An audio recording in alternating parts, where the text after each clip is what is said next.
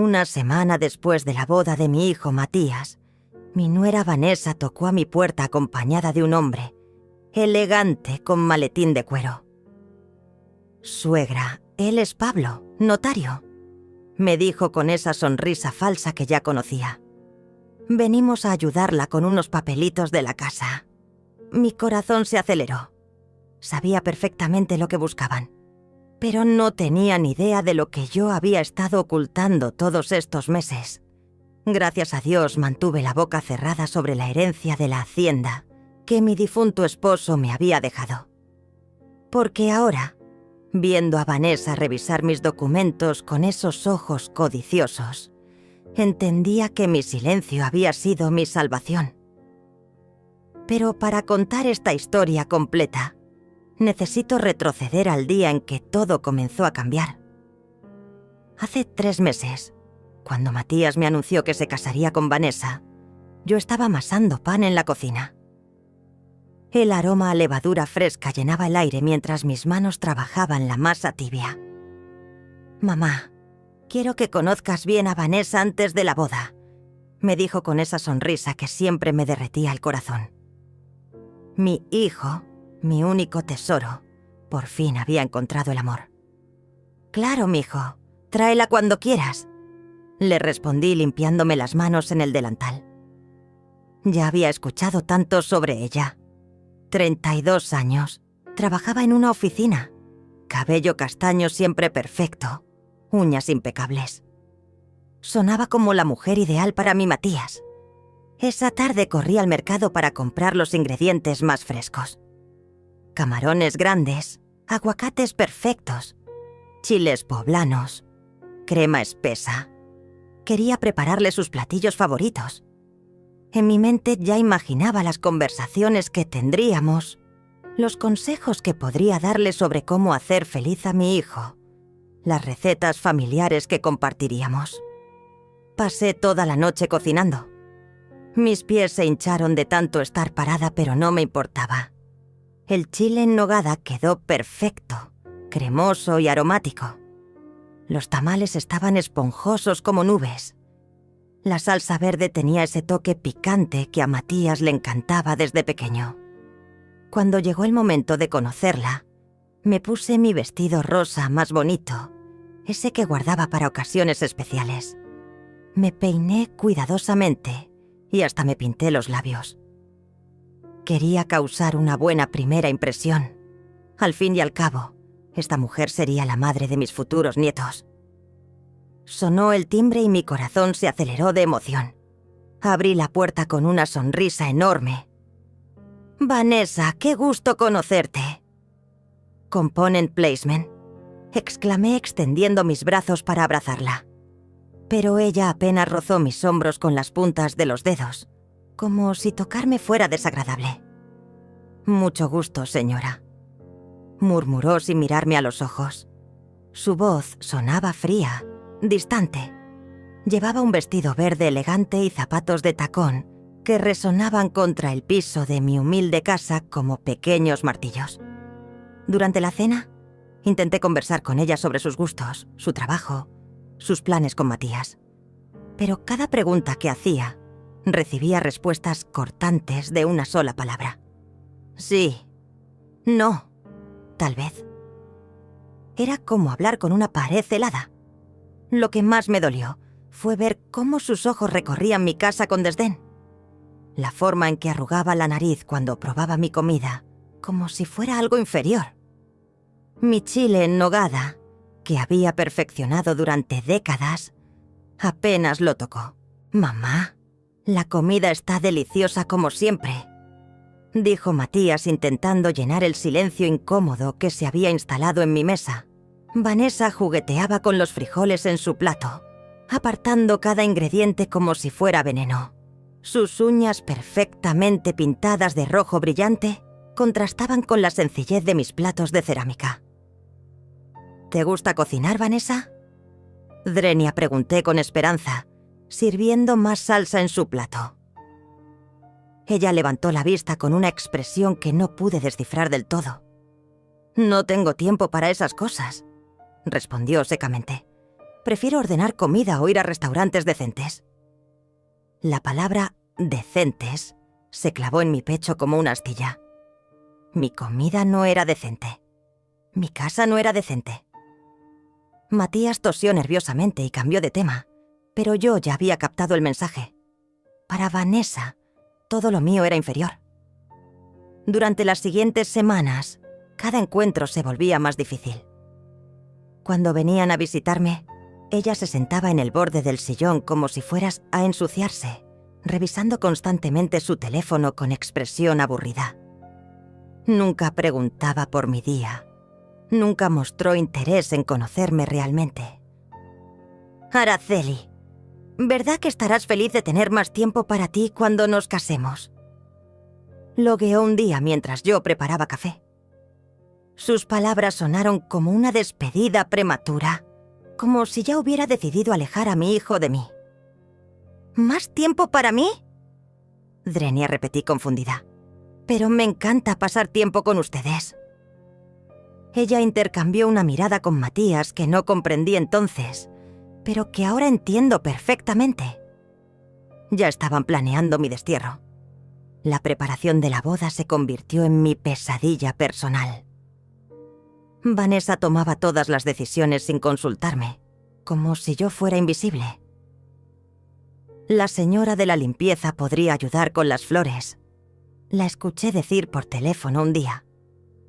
Tardé varios segundos en darme cuenta de que se refería a mí. Cuando sugerí hacer el pastel de bodas yo misma, una tradición familiar que había mantenido por generaciones, Vanessa soltó una risa que me heló la sangre. «¡Ay, no, suegra! Mejor dejemos eso a los profesionales. No queremos que salga algo casero». Esa noche lloré en mi cocina, aferrada al delantal que mi madre me había regalado cuando me casé. Mis pasteles habían endulzado cumpleaños, bautizos, graduaciones. Pero para Vanessa, mi amor hecho repostería era simplemente casero. Una palabra que pronunciaba como si fuera una enfermedad. El día de la boda llegó como una tormenta inevitable. Me levanté antes del amanecer para prepararme, eligiendo mi vestido morado más elegante, el que había comprado especialmente para esta ocasión. Me peiné en el salón de belleza del barrio, donde doña Carmen me hizo un peinado hermoso que me quitó 10 años de encima. «Te ves preciosa, Araceli», me dijo mirándome en el espejo. «Tu hijo va a estar tan orgulloso de ti». Sus palabras me llenaron de esperanza. Tal vez este día marcaría un nuevo comienzo con Vanessa. Llegué temprano a la iglesia, como siempre hago a todo. Quería asegurarme de que todo estuviera perfecto para mi hijo. Los invitados comenzaron a llegar y yo recibía sus felicitaciones con una sonrisa genuina. «Qué guapo está Matías. Se ve tan feliz. Usted debe estar muy orgullosa». Pero cuando comenzó la ceremonia, me di cuenta de algo que me partió el alma. Vanessa había organizado los asientos de tal manera que yo quedé relegadas a la quinta fila, detrás de sus amigas del trabajo, detrás de vecinos que apenas conocían a mi hijo. La madre del novio, en la quinta fila, como una invitada más. Desde mi asiento en la quinta fila, tuve que estirar el cuello para ver a mi propio hijo caminar hacia el altar. Las madres de las amigas de Vanessa, mujeres que nunca habían cambiado un pañal de Matías ni lo habían consolado durante sus noches de fiebre, tenían mejores lugares que yo. Tragué saliva y mantuve la compostura, pero algo dentro de mí comenzó a romperse. Durante la recepción las cosas empeoraron. Vanessa me presentaba a sus invitados como la mamá de Matías, nunca como mi suegra o usando mi nombre. Era como si fuera un objeto, una etiqueta sin personalidad propia. «Ella es la que cocina muy rico», agregaba con esa sonrisa falsa, reduciendo toda mi existencia a una función doméstica. Cuando llegó el momento de los brindis, esperé pacientemente mi turno. Había preparado unas palabras hermosas sobre mi hijo, sobre cómo lo había visto crecer, sobre mis bendiciones para su nueva vida. Pero Vanessa dirigió la ceremonia como una directora de orquesta, dándole la palabra y opasata a sus padres, sus hermanos, sus mejores amigas, incluso a compañeros de trabajo. ¿Y el brindis de la mamá del novio?, Locke preguntó a alguien entre los invitados. Vanessa miró hacia donde yo estaba sentada y dijo con una sonrisa helada: «Ay, sí, claro. Doña Araceli, ¿quiere decir algo cortito?» Cortito. Como si mis 69 años de vida y 30 de ser madre de Matías merecieran solo un comentario breve. Me levanté con las piernas temblorosas, sintiendo todas las miradas sobre mí. Quiero agradecer a Dios por este día tan especial. Comencé, pero apenas había pronunciado la segunda frase cuando Vanessa empezó a pichar y a aplaudir, cortando mi discurso. Los demás siguieron su ejemplo, y mi voz se perdió entre los aplausos forzados.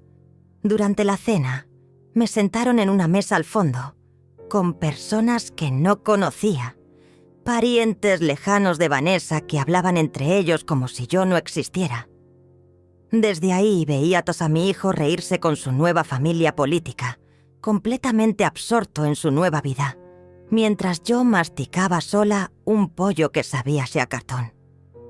Cuando comenzaron los bailes, Matías bailó primero con Vanessa, después con la madre de ella, luego con las hermanas de ella. Yo esperé sentada, arreglándome el vestido una y otra vez, asegurándome de que mi sonrisa no se borrara. Pero la canción terminó, y mi hijo nunca volteó hacia donde yo estaba. ¿No vas a bailar con tu mamá? «Component placement», le preguntó mi compadre Antonio cuando se acercó a saludarme. Matías se rió nerviosamente y dijo: «Ay, sí, claro, ahorita». Pero siguió bailando con otros invitados mientras yo permanecía inmóvil en mi mesa, sintiendo cómo cada minuto que pasaba me hacía más invisible. Cerca de las 11 de la noche, decidí acercarme a despedirme. Tenía que manejar de regreso a casa y ya estaba cansada de fingir que todo estaba bien. «Mijo, me voy a ir retirando», le dije tocando suavemente su brazo. Él me abrazó rápidamente, distraído por la música y las risas. «Gracias por todo, mamá. Te amo», murmuró en mi oído, pero ya estaba mirando hacia otro lado. Vanessa apareció a su lado como una sombra posesiva. «Gracias por venir, suegra», me dijo, pero su tono sonaba más a despedida permanente que a agradecimiento. Mientras caminaba hacia mi auto, cargando mi bolsa y el regalo que había preparado con tanto amor, escuché a Vanessa comentar con sus amigas: «Ay, menos mal que vive lejos. No es que sea mala persona, pero ya saben cómo son las suegras. Siempre quieren opinar de todo». Sus risas me siguieron hasta el estacionamiento. Subí a mi viejo auto con las manos temblorosas, sintiendo cómo las lágrimas se agolpaban detrás de mis ojos. Durante 30 años había sido el centro del mundo de Matías, y en una sola noche me había convertido en un estorbo del que había que deshacerse. El camino a casa se me hizo eterno. Las luces de la carretera se difuminaban por las lágrimas que finalmente dejé correr libremente. En el radio sonaba una canción romántica que me recordó a cuando bailaba con mi difunto esposo en nuestra propia boda, hace tantos años. Él me había prometido que siempre me protegería, pero ahora estaba sola enfrentando esta nueva realidad. Llegué a mi casa pasada la medianoche, con los pies hinchados y el corazón destrozado. Me quité los zapatos en la entrada y caminé descalza hasta mi cuarto, sintiendo el frío del piso contra mis plantas cansadas. El vestido morado que había elegido con tanto cuidado ahora me parecía un disfraz ridículo, el uniforme de una anciana que había intentado fingir que todavía importaba. Los días siguientes fueron una mezcla extraña de silencio y expectativa. Esperaba que Matías me llamara para contarme sobre su luna de miel, para preguntarme cómo estaba, para mantener esa conexión que habíamos tenido durante 30 años. pero mi teléfono permanecía mudo como una tumba. Una semana después de la boda, decidí llamarlo yo. «Hola, mijo, ¿cómo están? ¿Qué tal la luna de miel?» «Component placement», pregunté con la voz más alegre que pude fingir. Su respuesta fue cortante, distante. «Muy bien, mamá. Vanessa dice que te manda saludos. Oye, te hablo después, estamos ocupados arreglando unas cosas de la casa». La casa. Ya no decía mi casa o nuestra casa. Era la casa, como si yo nunca hubiera existido en su vida doméstica. Colgué el teléfono sintiéndome más sola que nunca, mirando las fotografías de Matías niño que decoraban mi sala. Ese pequeño de ojos brillantes que corría a abrazarme cada vez que llegaba de la escuela, ahora era un extraño que me mandaba saludos a través de su esposa. Pasaron 3 días más sin noticias. Decidí hornear sus galletas favoritas, esas de chocolate con nueces que le encantaban desde pequeño, y llevárselas como excusa para visitarlos. Me arreglé con cuidado. Me puse mi blusa verde menta más bonita y manejé hasta su nueva casa con el corazón lleno de esperanza. Toqué el timbre esperando ver la sonrisa de mi hijo, pero quien abrió fue Vanessa. Llevaba una bata de seda color vino que se veía carísima y tenía el pelo recogido en un moño perfecto, como si acabara de salir de un salón de belleza. «¡Ay, suegra, qué sorpresa!», dijo sin mostrar ni una pizca de alegría genuina. «Traje galletas para Matías», expliqué levantando la canasta que había decorado con un moño amarillo. «Son sus favoritas». Vanessa tomó la canasta sin invitarme a pasar, examinando las galletas como si fueran evidencia de un crimen. «¡Qué detalle! Matías está en una junta muy importante, pero le digo qué pasó». Me quedé parada en la entrada como una vendedora rechazada, esperando al menos que me ofreciera un vaso de agua o me preguntara cómo estaba. Pero Vanessa ya estaba cerrando la puerta. «Gracias por las galletas, suegra. Que tenga buen día». El portazo resonó en mis oídos como una sentencia final. Durante el camino de regreso, las lágrimas empañaron el parabrisas. Me detuve a un lado de la carretera para llorar sin restricciones, golpeando el volante con mis puños arrugados. ¿Cómo había llegado a esto? ¿Cómo había permitido que esa mujer me arrebatara a mi hijo tan fácilmente? Esa noche, mientras cenaba sola frente al televisor, recordé algo que mi difunto esposo me había dicho poco antes de morir. «Araceli, si algo me pasa, no dejes que nadie te pisotee. Eres más fuerte de lo que crees y tienes más de lo que imaginas». En ese momento no entendí completamente sus palabras, pero ahora empezaban a cobrar sentido. Al día siguiente, decidí hacer algo que no había hecho en meses: revisar los documentos que mi esposo me había dejado. Saqué la caja fuerte del closet, esa que guardaba nuestros papeles más importantes, y comencé a organizarlos. Certificados de nacimiento, actas de matrimonio, escrituras de la casa, pólizas de seguros. Fue ese entonces cuando encontré el sobre manila que cambiaría todo. Dentro estaba la escritura de una propiedad que había olvidado por completo: la hacienda de 200 hectáreas que mi esposo había heredado de su tío y que ahora era completamente mía.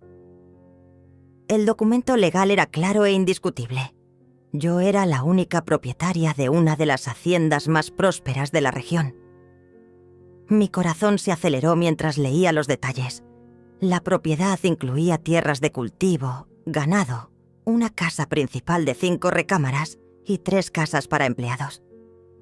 El valor estimado en el avalúo más reciente era suficiente para vivir cómodamente el resto de mi vida y dejar una herencia considerable. Pero lo más importante no era el dinero, era el poder de decidir mi propio destino, de no depender de nadie, de no tener que mendigar cariño ni aceptar migajas de atención. Por primera vez en semanas sonreí genuinamente, Guardé los documentos en un lugar seguro y tomé una decisión. No le diría nada a nadie sobre esta herencia. Ni a Matías, ni mucho menos a Vanessa. Mi instinto me decía que esto sería mi as bajo la manga, mi salvación cuando llegara el momento adecuado. Esa misma semana, mi instinto se comprobó más certero de lo que imaginaba. Vanessa comenzó a llamarme con una frecuencia sospechosa, pero no para preguntarme cómo estaba o para invitarme a cenar. Sus llamadas tenían un propósito muy específico: obtener información sobre mis propiedades y mis finanzas. Suegra, Matías y yo estábamos pensando que tal vez usted se sentiría más cómoda en un lugar más pequeño, me dijo durante una de esas conversaciones aparentemente casuales. Esta casa debe ser mucha responsabilidad para una persona de su edad. ¿No ha pensado en venderla y mudarse a un departamento más manejable? Sus palabras me produjeron un escalofrío. La sutileza con la que sugería que me deshiciera de mi hogar era aterradora. No, mijita, me siento muy cómoda aquí, respondí manteniendo un tono dulce. Esta casa tiene muchos recuerdos hermosos.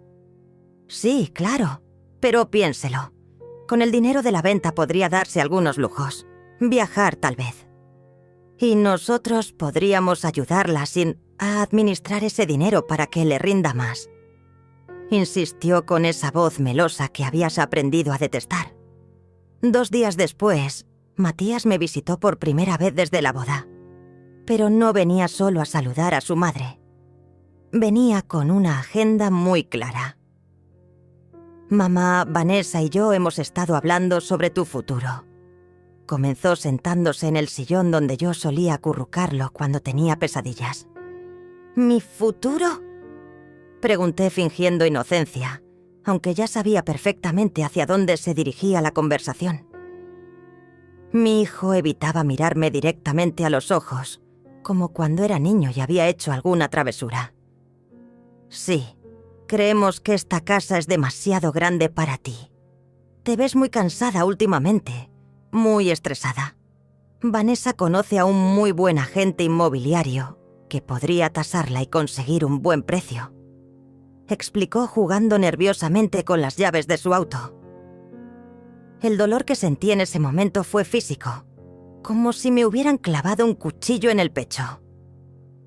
Mi propio hijo, el niño que había criado con tanto amor, estaba tratando de convencerme de que vendiera la casa donde él había crecido, donde había dado sus primeros pasos, donde habíamos construido juntos todos nuestros recuerdos. Mijo, ¿tú realmente crees que debo vender la casa? Component Placement, le pregunté directamente, necesitando escuchar su respuesta sin los filtros de Vanessa. Por un momento, vi al niño vulnerable que solía ser, dudando, luchando entre lo que sabía que estaba mal y lo que su esposa le había metido en la cabeza. Es que Vanessa tiene razón. Deberías disfrutar más la vida, tener menos preocupaciones, murmuró, pero su voz sonaba ensayada, como si estuviera recitando un guión que alguien más había escrito. Esa noche, después de que Matías se fuera con promesas vacías de visitarme más seguido, me senté en mi cocina con una taza de té de manzanilla y tomé una decisión que cambiaría todo. Llamé a mi amiga Raquel, la única persona en quien podía confiar completamente. Raquel, necesito contarte algo muy importante, pero necesito que me prometas que esto queda entre nosotras, le dije cuando contestó el teléfono. Su voz inmediatamente se volvió seria. Raquel y yo habíamos sido amigas durante más de 40 años. Habíamos criado a nuestros hijos prácticamente juntas. Por supuesto, Araceli. ¿Qué pasa? Te oyes preocupada. Le conté todo. Sobre la actitud de Vanessa desde el primer día, sobre cómo me habían tratado en la boda, sobre los intentos de convencerme de vender mi casa y, finalmente, sobre la herencia de la hacienda que había mantenido en secreto. Santo Dios, Araceli. ¿Una hacienda de 200 hectáreas y no les has dicho nada? Drenia, exclamó Raquel. Menos mal que mantuviste la boca cerrada. Esa muchacha tiene cara de tiburón desde que la vi en la boda. Sus palabras me confirmaron que mi instinto había sido correcto. Raquel, siento que algo malo va a pasar. La forma en que me miran, como si fuera un obstáculo que hay que remover. Tengo miedo de que estén planeando algo. Escúchame bien, comadre, me dijo Raquel con esa firmeza que la caracterizaba. Mañana vamos juntas con un abogado. Necesitas proteger todos tus bienes antes de que esos buitres se den cuenta de lo que realmente tienes.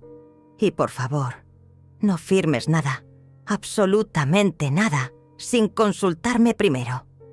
Al día siguiente, Raquel llegó temprano por mí. Había contactado a un abogado de confianza, el licenciado Rafael, que tenía oficina en el centro de la ciudad.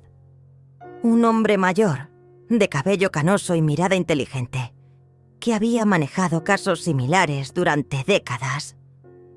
Señora Araceli, por lo que me cuenta su amiga, usted está en una situación muy delicada.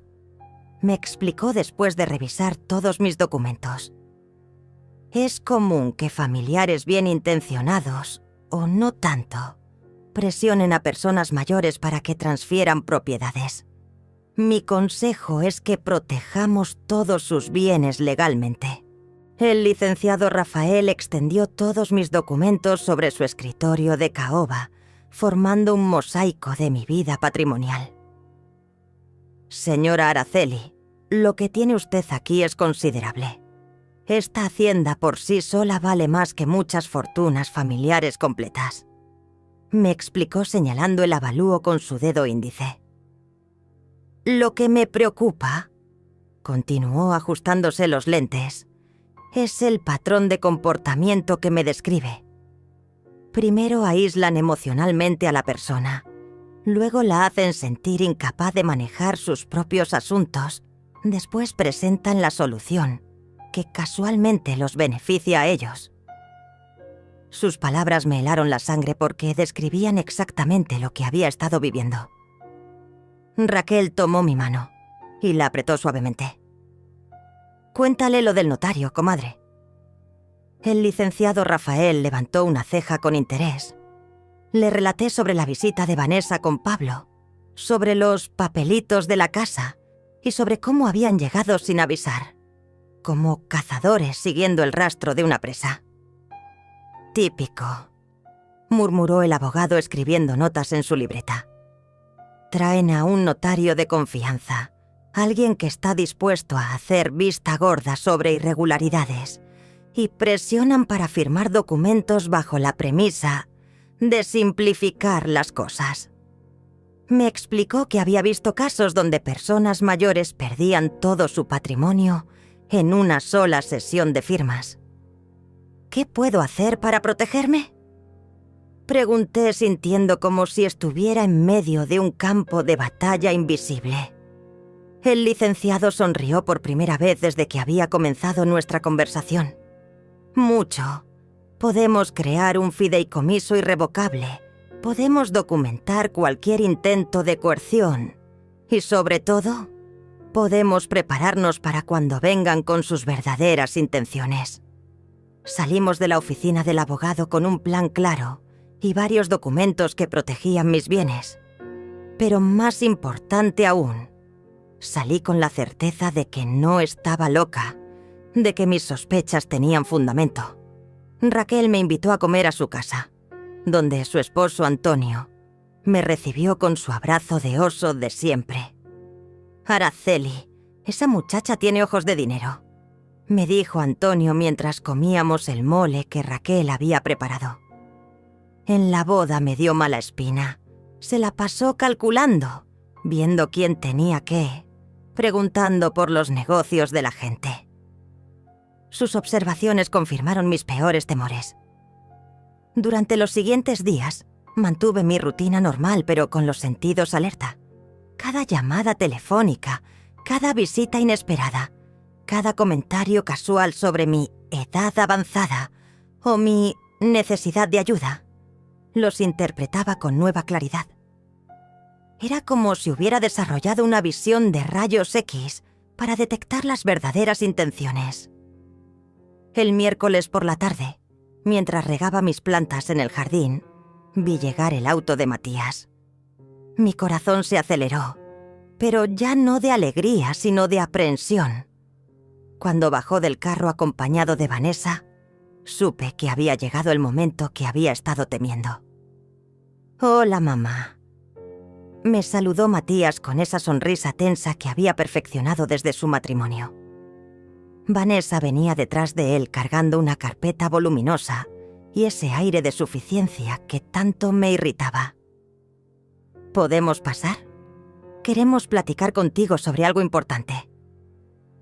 Los invité a sentarse en la sala, el mismo lugar donde Matías había jugado con sus carritos durante años, donde yo le había leído cuentos todas las noches, donde habíamos visto juntos sus caricaturas favoritas. Ahora ese espacio sagrado se había convertido en un tribunal, donde yo era la acusada. «Mamá, hemos estado muy preocupados por ti», comenzó Matías con un tono paternalista que me resultó completamente ajeno. «Vanessa y yo creemos que necesitas ayuda para manejar tus asuntos financieros. Es normal a tu edad sentirse abrumada por tantas responsabilidades». Vanessa abrió su carpeta como un general, desplegando mapas de batalla. «Suegra, hemos hablado con varios especialistas en finanzas para personas de la tercera edad. Todos coinciden en que lo mejor sería simplificar su patrimonio, concentrar todo en inversiones más seguras y manejables». «¿Especialistas?», Drenia pregunté fingiendo confusión mientras por dentro me hervía la sangre. «¿Qué especialistas? Yo no he hablado con ningún especialista». Mi mente registraba cada palabra, cada gesto, tal como me había aconsejado el licenciado Rafael. «Por eso mismo, mamá», intervino Matías con esa paciencia exagerada que se usa con los niños pequeños. «No has tenido la orientación adecuada. Vanessa conoce gente muy preparada que puede ayudarte a proteger tu dinero y asegurar tu futuro». Vanessa sacó varios documentos de su carpeta, desplegándolos sobre mi mesa de centro como cartas de póker. «Mire, suegra, aquí tenemos una propuesta muy conveniente. Un fondo de inversión que le daría rendimientos garantizados. Mucho mejor que tener el dinero parado en propiedades que requieren mantenimiento y le dan dolores de cabeza». Fingí examinar los papeles con la vista cansada de una anciana confundida, pero en realidad estaba memorizando cada detalle. Los documentos proponían la venta de mi casa y la transferencia de los fondos a una cuenta mancomunada, donde Matías y Vanessa tendrían poder de decisión sobre mis inversiones, para protegerme de posibles estafas. ¿Y dónde viviría yo si vendo la casa?, pregunté con voz temblorosa, interpretando perfectamente el papel de la abuela vulnerable que ellos esperaban ver. Vanessa sonrió con esa falsa dulzura que había perfeccionado. «Ay, suegra, no se preocupe por eso. Ya encontramos un hogar para personas mayores muy bonito, con atención médica las 24 horas. Estaría mucho más segura y cómoda. Un hogar para ancianos». Las palabras resonaron en mi cabeza como campanas fúnebres. Ahí estaba su plan completo: despojarme de mi casa, controlar mi dinero y encerrarme en una institución donde no pudiera ser un estorbo para su nueva vida perfecta. Todo envuelto en el papel dorado de la preocupación y el amor filial. ¿Un hogar de ancianos? «Component placement», repetí dejando que mi voz se quebrara ligeramente. «Pero, mijo, yo me siento bien aquí, en mi casa. Aquí están todos nuestros recuerdos». Vanessa y Matías intercambiaron esa mirada cómplice que había aprendido a detectar, esa comunicación silenciosa entre conspiradores. «Mamá, Sabemos que es difícil, pero piénsalo bien», insistió Matías inclinándose hacia mí con esa sonrisa condescendiente. «En el hogar tendrías compañía, actividades, atención médica, y nosotros podríamos visitarte cuando quisiéramos sin preocuparnos por tu seguridad. Cuando quisiéramos. No todos los días, no regularmente, sino cuando a ellos les conviniera. Como visitar a una mascota en una pensión». Sentí una furia tan intensa que tuve que concentrarme en mantener mi actuación de anciana indefensa. «Además», agregó Vanessa sacando más papeles de su carpeta infinita, «hemos calculado que con la venta de esta casa y algunas inversiones inteligentes, usted podría vivir muy cómodamente sin preocuparse por nada.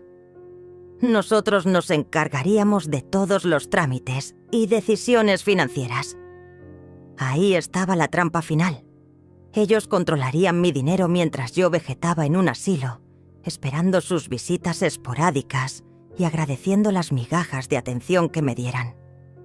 Era un plan brillantemente cruel, ejecutado con la precisión de cirujanos financieros. «¿Y si no quiero vender la casa?», Drenia pregunté con voz pequeña, como si la idea me hubiera acabado de ocurrir. Vanessa suspiró teatralmente, como si fuera una maestra paciente explicándole matemáticas a un niño lento. «Suegra, entendemos que es difícil aceptarlo, pero a su edad ya no es seguro vivir sola en una casa tan grande. ¿Qué pasaría si se cae y no hay nadie para ayudarla?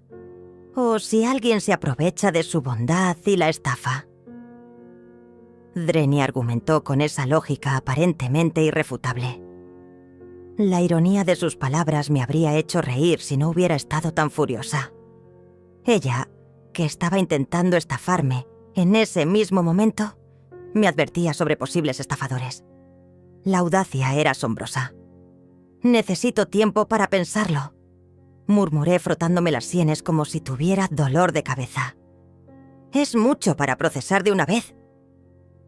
Matías se levantó y me dio un abrazo que se sintió más como el beso de Judas que como un gesto de cariño filial. «Por supuesto, mamá. Tómate el tiempo que necesites, pero no demasiado, ¿sí? Estas oportunidades de inversión no esperan para siempre», me dijo mientras Vanessa guardaba sus documentos con la satisfacción de quien sabe que ya tiene la partida ganada. Después de que se fueron, me quedé sentada en mi sala sintiendo como si hubiera sobrevivido a un huracán. Mis manos temblaban, no de vejez, sino de rabia contenida. Tomé el teléfono y llamé inmediatamente al licenciado Rafael. «Licenciado, vinieron hoy. Tal como usted predijo, quieren que venda todo y me vaya a un asilo mientras ellos manejan mi dinero», le reporté con voz entrecortada. Su respuesta fue calmada pero firme. «Señora Araceli, ahora viene la parte más importante. No firme absolutamente nada, sin importar la presión que le hagan. Y si es posible, grabe cualquier conversación futura que tenga con ellos. Necesitamos documentar sus verdaderas intenciones». Esa noche no pude dormir. Caminé por mi casa como un fantasma, tocando cada mueble, cada fotografía, cada objeto que tenía historia. La mecedora donde había amamantado a Matías, la mesa donde habíamos hecho juntos sus tareas de primaria, el piano que había tocado para arrullarlo cuando tenía pesadillas. Todo eso sería vendido, rematado, dispersado a los 4 vientos para alimentar la codicia de una mujer que ni siquiera había conocido a mi hijo cuando él era verdaderamente vulnerable. Una mujer que veía en mi amor maternal solo un obstáculo para sus planes de grandeza financiera. Al día siguiente, Raquel llegó temprano con una grabadora digital que su nieto le había prestado. «Comadre, esto es muy fácil de usar. Solo presionas este botón y graba hasta 8 horas continuas», me explicó mostrándome el pequeño dispositivo. «Ponlo en tu bolso o en el bolsillo de tu delantal. Si vuelven con sus propuestas, tendremos todas sus palabras registradas. Durante 3 días mantuve una calma tensa, esperando el siguiente movimiento de mis cazadores. El viernes por la tarde sonó el teléfono. Era Vanessa, con esa voz melosa que había perfeccionado para manipular. Suegra, ya tuvo tiempo de pensar en nuestra propuesta. Es que encontramos un lugar precioso en el hogar de ancianos, pero necesitamos apartar el lugar pronto porque hay lista de espera. La urgencia artificial en su voz me confirmó que estaban ansiosos por cerrar el trato antes de que yo pudiera reflexionar demasiado o consultar con alguien más. Sí, mijita, he estado pensando mucho. Respondí con mi mejor actuación de anciana indecisa. ¿Podrían venir mañana para explicarme otra vez todos los detalles? A mi edad a veces se me olvidan las cosas. Casi podía sentir su sonrisa de triunfo a través del teléfono. Por supuesto, suegra. Mañana en la tarde pasamos con todos los papeles. Va a ver que es la mejor decisión para todos. Para todos. Como si despojarse de mi casa y mi autonomía fuera un acto de generosidad hacia mis verdugos. El sábado por la tarde llegaron puntuales como buitres a una cita con la carroña. Esta vez venían acompañados de Pablo, el notario que había aparecido en mi puerta una semana antes. Un hombre delgado con bigote ralo y maletín de cuero que examinaba mi casa con ojos de tasador mientras fingía cortesía. «Doña Araceli, qué gusto verla otra vez», me saludó Pablo con una sonrisa que no llegaba a sus ojos. «Vengo preparado para facilitar todos los trámites que necesite. Entre más rápido resolvamos esto, menos complicaciones tendremos». Mi grabadora estaba encendida en el bolsillo de mi delantal, registrando cada palabra de esta farsa legal. Me senté en mi sillón favorito, el mismo donde había mecido a Matías cuando era bebé, y los dejé desplegar su teatro de falsas preocupaciones. «Mamá, trajimos todos los documentos listos», anunció Matías extendiendo una pila de papeles sobre mi mesa. «Solo necesitas firmar aquí, aquí y aquí, y nosotros nos encargamos de todo lo demás». Su dedo señalaba líneas punteadas como si fueran cruces en un cementerio. Vanessa se sentó a mi lado con esa proximidad forzada que usan los vendedores agresivos. «Suegra, mire qué maravilla. Aquí están las fotos del hogar donde va a vivir. Tiene jardines preciosos, sala de televisión, incluso clases de yoga para la tercera edad». Las fotografías mostraban un lugar que parecía más un hospital disfrazado que un hogar. Pablo abrió su maletín ceremoniosamente y sacó un sello oficial, tinta azul y varios formularios con membrete notarial. «Señora, estos documentos están perfectamente redactados para proteger sus intereses. La venta de la propiedad, la transferencia de fondos al fideicomiso familiar y la autorización para que sus familiares manejen sus finanzas en caso de incapacidad». ¿Incapacidad? Esa palabra me golpeó como una bofetada. Ya tenían preparado incluso el siguiente paso: declararme mentalmente incompetente si algún día me rebelaba contra sus decisiones. Era un plan tan meticuloso que me dio escalofríos. ¿Y si después cambio de opinión?, pregunté con voz temblorosa, interpretando perfectamente mi papel de anciana confundida. Pablo y Vanessa intercambiaron una mirada que la grabadora no podría capturar, pero que yo registré en mi memoria como evidencia de su complicidad. «Ay, suegra, estas decisiones son definitivas por su propia protección», explicó Vanessa con esa paciencia exagerada. «Si pudiéramos cambiar de opinión cada rato, cualquier persona malintencionada podría confundirla y hacerle firmar cosas que no convienen». Malintencionada.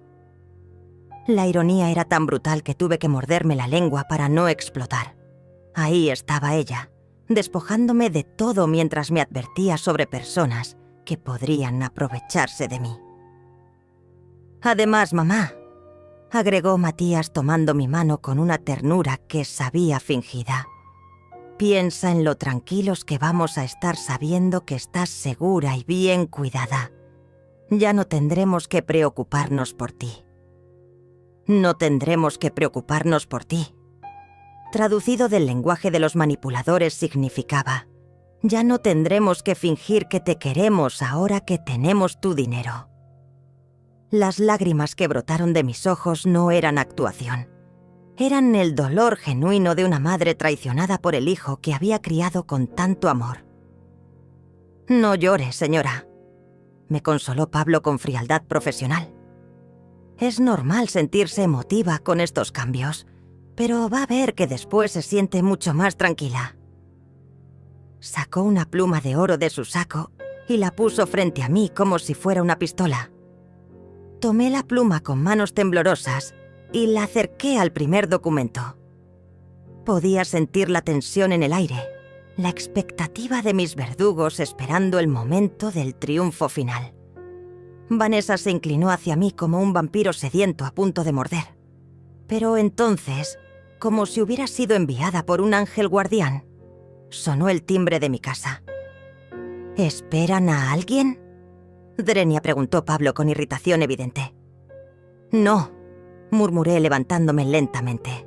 Debe ser algún vecino.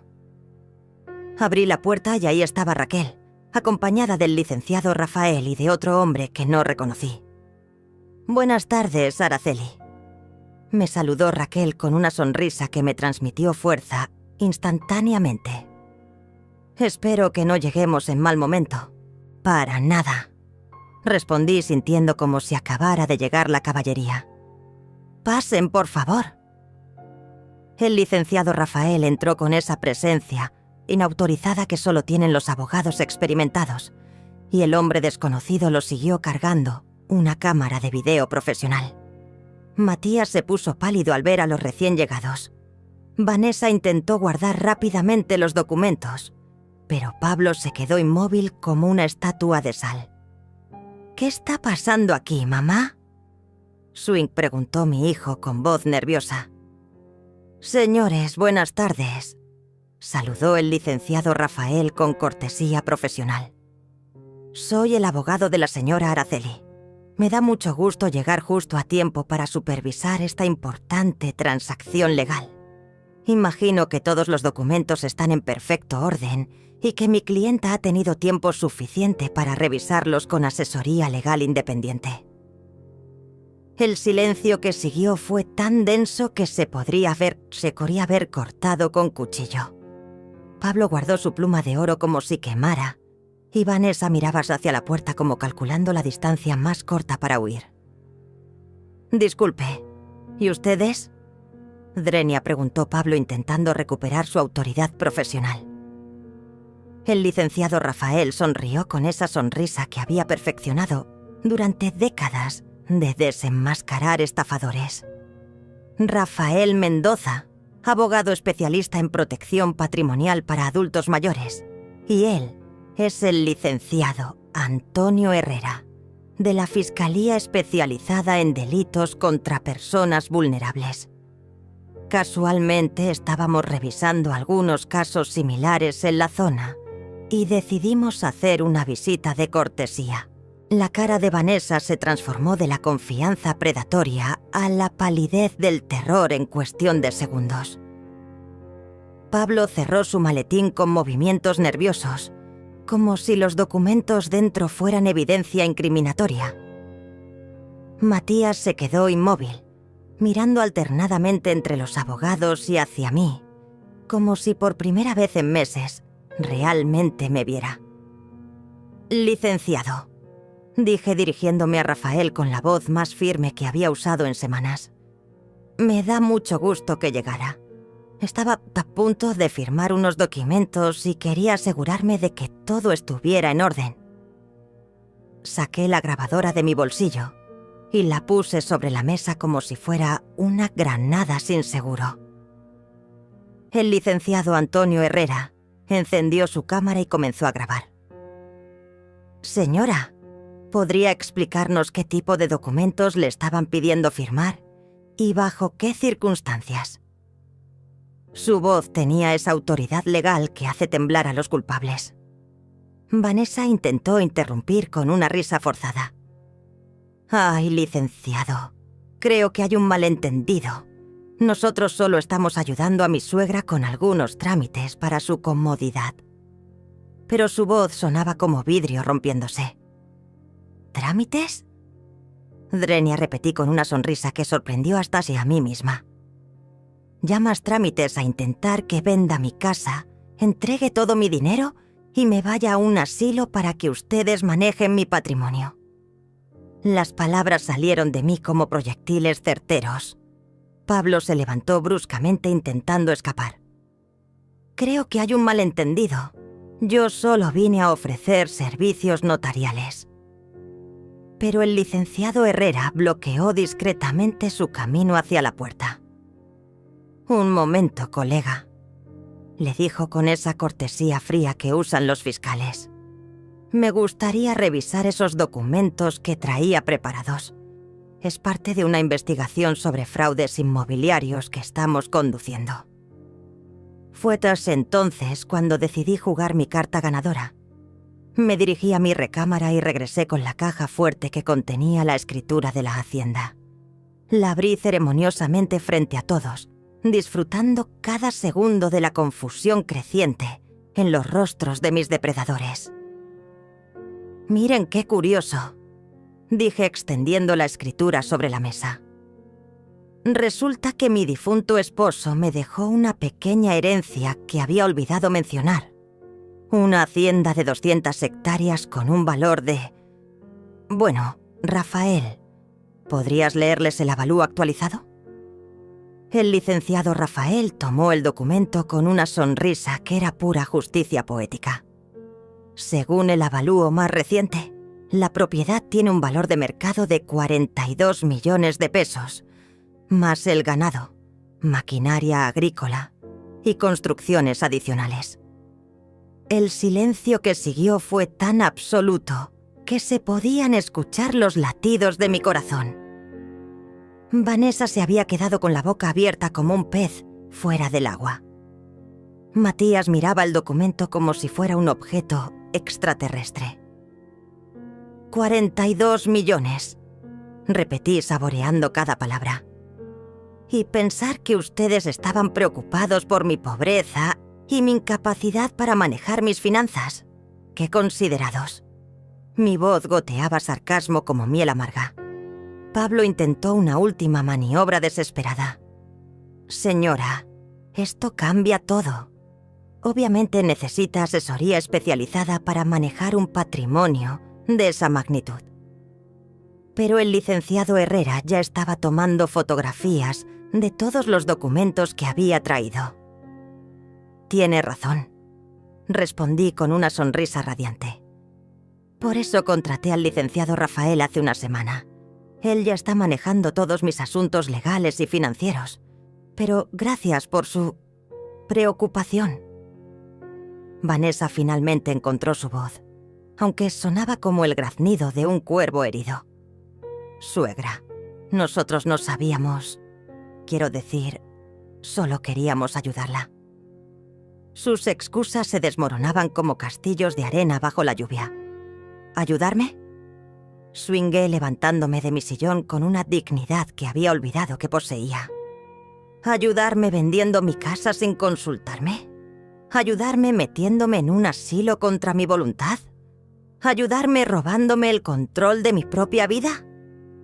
Matías finalmente habló, y por primera vez en meses reconocí a mi hijo real en su voz.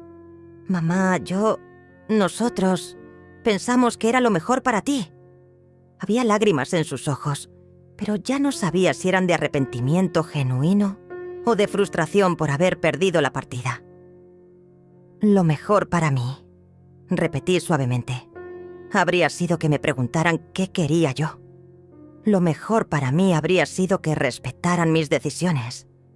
Lo mejor para mí habría sido que me siguieran viendo como su madre, no como un obstáculo para su felicidad. El licenciado Rafael se acercó a mí y puso una mano protectora en mi hombro.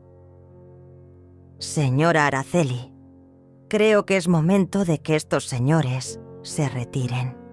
Tenemos suficiente material documentado para proceder legalmente, si es necesario.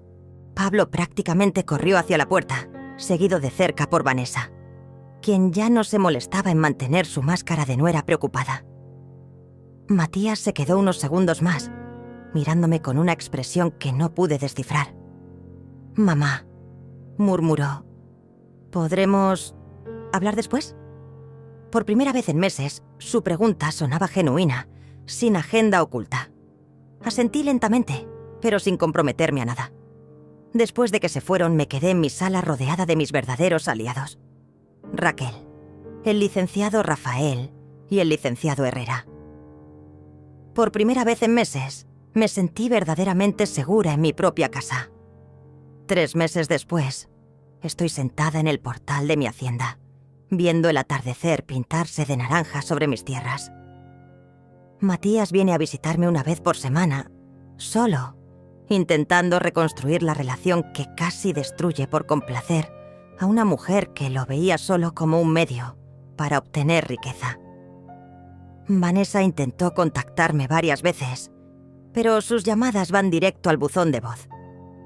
Dicen que se divorció de Matías cuando se dio cuenta de que yo no era la viuda pobre e indefensa que había imaginado. Ahora ayudo a otras mujeres mayores que enfrentan situaciones similares. Mi casa se ha convertido en un refugio donde pueden venir a contar sus historias y recibir asesoría legal gratuita. Porque aprendí que el silencio puede ser oro, pero la voz alzada en el momento correcto puede ser diamante. A mis 69 años finalmente entendí las últimas palabras de mi esposo. Tenía más de lo que imaginaba y era más fuerte de lo que creía. 6 meses después de aquella tarde que cambió mi vida para siempre, me encuentro sentada en la terraza de mi hacienda con una taza de café humeante entre mis manos, viendo cómo el sol se alza sobre mis 200 hectáreas de libertad. El aroma a café recién molido se mezcla con el perfume de las flores de azahar que planté la semana pasada, creando una sinfonía de olores que me recuerda cada mañana por qué valió la pena luchar. La casa principal de la hacienda se ha convertido en algo que jamás imaginé. Un santuario para mujeres como yo. Cada semana recibo cartas, llamadas y visitas de señoras que han escuchado mi historia, y reconocen en ella su propia pesadilla. «Doña Araceli», me dicen con voces temblorosas, «mi nuera también quiere que venda mi casa». «Oh, mi hijo me dice que ya no puedo manejar mi dinero». Ayer llegó Carmen, una viuda de 73 años cuyos hijos habían conseguido que un juez la declarara incapaz para manejar sus bienes. Llegó cargando una maleta pequeña y el peso enorme de la traición familiar. «Señora Araceli», me dijo entre lágrimas, «mis propios hijos me tienen prisionera en mi propia casa. Me quitan mi pensión, no me dejan salir sola, dicen que por mi bien». La senté en la misma mecedora donde yo solía llorar mi soledad. Le serví té de manzanilla en una taza de porcelana fina y le conté mi historia completa. Vi cómo sus ojos se llenaban de esperanza por primera vez en meses. ¿De verdad puedo recuperar el control de mi vida? Swing me preguntó con la voz de una niña perdida que encuentra el camino a casa. «No solo puedes», le respondí tomando sus manos arrugadas entre las mías. «Tienes derecho a hacerlo, y no estás sola en esta lucha». Al día siguiente, el licenciado Rafael revisó su caso y descubrimos que la declaración de incapacidad tenía irregularidades legales que podían revertirse. Carmen ahora sonríe todos los días y sus hijos han tenido que devolver el dinero que habían tomado para protegerlo. Mi historia se corrió como pólvora por toda la región. Periodistas han venido a entrevistarme. Trabajadores sociales me invitan a dar pláticas y he recibido cartas de lugares tan lejanos como España y Argentina. Su valentía me inspiró a defender mis derechos, escribió una señora desde Madrid. Gracias a su ejemplo, mi familia ya no me trata como si fuera invisible. Me agradeció otra desde Buenos Aires. Pero no todo ha sido fácil. Matías viene a visitarme cada domingo, solo, tratando de reconstruir los puentes que su esposa dinamitó. Las primeras conversaciones fueron torpes, llenas de silencios incómodos y disculpas que sonaban ensayadas. Gradualmente, he visto al niño que conocí reaparecer detrás de los ojos del hombre que había permitido que me traicionaran. «Mamá», me dijo hace 2 semanas mientras caminábamos entre los establos. «No sé cómo pedirte perdón por lo que te hice. Era como si hubiera estado hipnotizado, como si no pudiera ver lo obvio». Sus lágrimas eran genuinas, y por primera vez desde su boda reconocí a mi hijo real. «Mijo», le respondí deteniéndome para mirarlo directamente a los ojos. «El perdón no se pide, se gana, y se gana con acciones, no con palabras». Él asintió solemnemente, entendiendo que la reconciliación sería un proceso largo, que requería paciencia y pruebas constantes de su arrepentimiento. Vanessa, por su parte, desapareció de nuestras vidas tan rápidamente como había llegado. Según me contó Raquel, quien tiene contactos en todos lados, intentó demandar a Matías por la mitad de sus bienes en el divorcio, pero se encontró con que mi hijo había protegido legalmente todo su patrimonio, siguiendo mis consejos. Se fue del pueblo sin decir adiós, probablemente en busca de su siguiente víctima. Pablo, el notario corrupto, perdió su licencia profesional después de que el licenciado Herrera presentó evidencias de su participación en esquemas de fraude contra personas mayores. La grabación de nuestra conversación fue clave para desmantelar una red que había estafado a docenas de ancianos en la región. Raquel sigue siendo mi compañera de aventuras. Ahora vive en una de las casas para empleados de la hacienda, pero no como empleada, sino como mi hermana de elección. Juntas administramos el refugio que hemos creado, organizamos talleres sobre derechos de los adultos mayores y planeamos viajes que nunca tuvimos oportunidad de hacer cuando éramos jóvenes. ¿Quién hubiera pensado que a los 70 años íbamos a convertirnos en activistas? Me preguntó ayer mientras revisábamos solicitudes de ayuda legal que habían llegado por correo.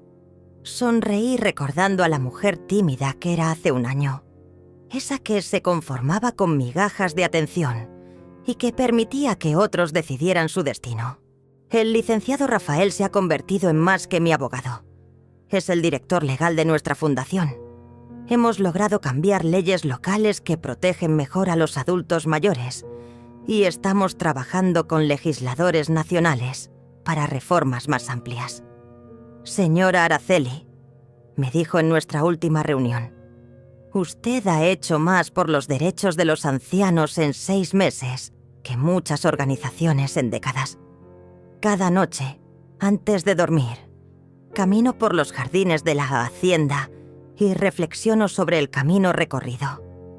A veces encuentro cartas que las mujeres que se han quedado aquí dejan en el buzón especial que instalamos bajo el roble más grande. Gracias por enseñarme que nunca es demasiado tarde para recuperar mi dignidad, escribió una.